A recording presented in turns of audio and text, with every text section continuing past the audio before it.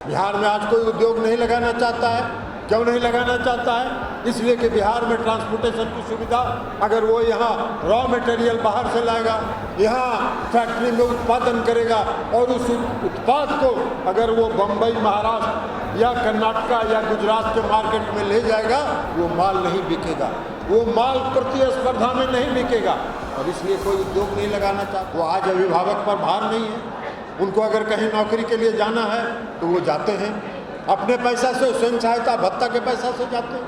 तो ये सारा काम उन्होंने किया, हर क्षेत्र में उन्होंने काम करने का काम किया।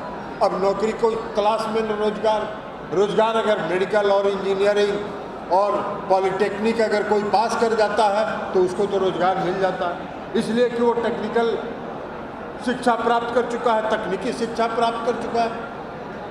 लेकिन जो बीए पास करके, एमए पास करके जो लड़के नौकरी की तलाश में इधर उधर घूमते हैं, उनको नौकरी नहीं मिलता।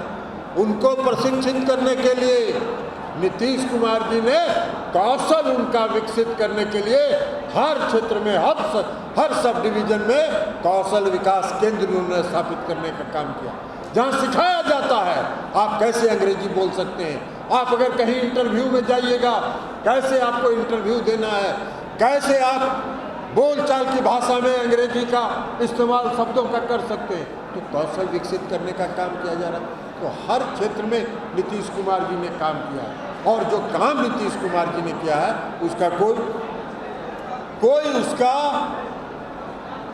दूसरा उदाहरण पूरे देश में और दुनिया में नहीं मिलेगा जो बिहार में नीतीश कुमार जी ने करके दिखाने का काम किया। और इसलिए आज रोजगार की बात हो रही है और रोजगार की बात अगर होती है तो हम लोग विशेष राज्य की दर्जा की मांग करते हैं। हम विशेष राज्य की दर्जा के क्यों मांग करते हैं?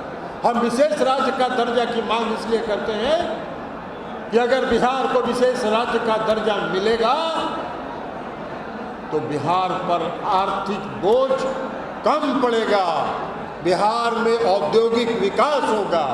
जब जिन राज्यों को भी विशेष राज्य का दर्जा प्राप्त है उन राज्यों में 10 वर्षों तक टैक्स में छूट होता है। बिहार में आज कोई उद्योग नहीं लगाना चाहता है। क्यों नहीं लगाना चाहता है? इसलिए कि बिहार में ट्रांसपोर्टेशन की सुविधा, अगर वो यहाँ रॉ मटेरियल बाहर से लाएगा, यहाँ फैक्ट्री में उत्पादन करेगा और उस उत्पाद को अगर वो बम्बई, महाराष्ट्र या कर्नाटका या गुजरात के मार्केट में ले जाएगा, वो माल नहीं बिकेगा, वो माल प्रतिस्पर्धा में नहीं बिकेगा और इसलिए कोई उद्योग नहीं लगाना चाहता। अगर 10 वर्षों तक किसी उद्योगपति को अगर टैक्स में छूट मिलेगा तो बिहार में उद्योग लगाने के लिए लोग प्रोत्साहित होंगे, बिहार में उद्योग लगेगा और जब बिहार में उद्योग लगेगा तो बिहार का विकास होगा।